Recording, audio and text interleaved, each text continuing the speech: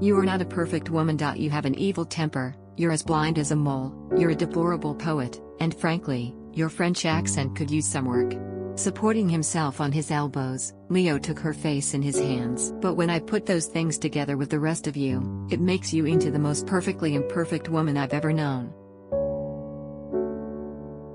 Slowly his resistance ebbed. She felt the change in his body, the relaxing of tension, his shoulders curving around her as if he could draw her into himself.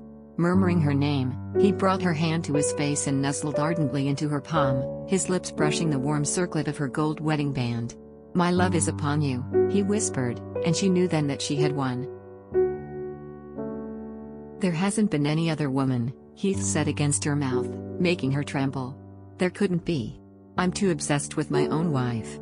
There's only one thing you can give me that no one else can, and heaven and hell be damned, I'll get it from you no matter how long I have to wait, no matter how hard I have to ride you. No, I'm not talking solely about my husbandly rights, although that would be a good place to start."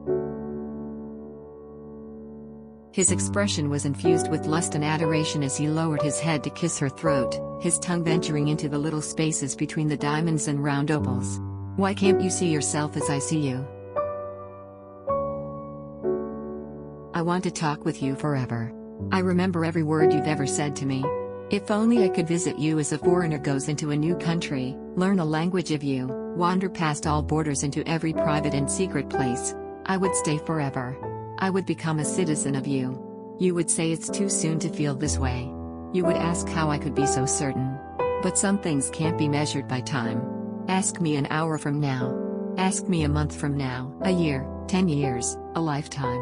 The way I love you will outlast every calendar, clock, and every toll of every bell that will ever be cast.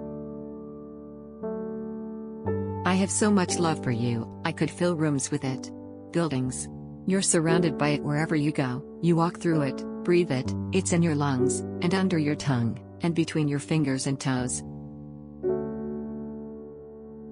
I think of you as an equal.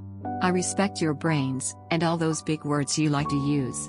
But I also want to rip your clothes off and have sex with you until you scream and cry and see God.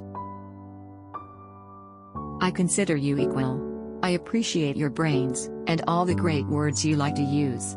But I also want to rip your clothes off and have sex with you until you scream and cry and see God. Even though the risks of death are higher driving than flying, many people would rather drive simply because they feel they have more control driving.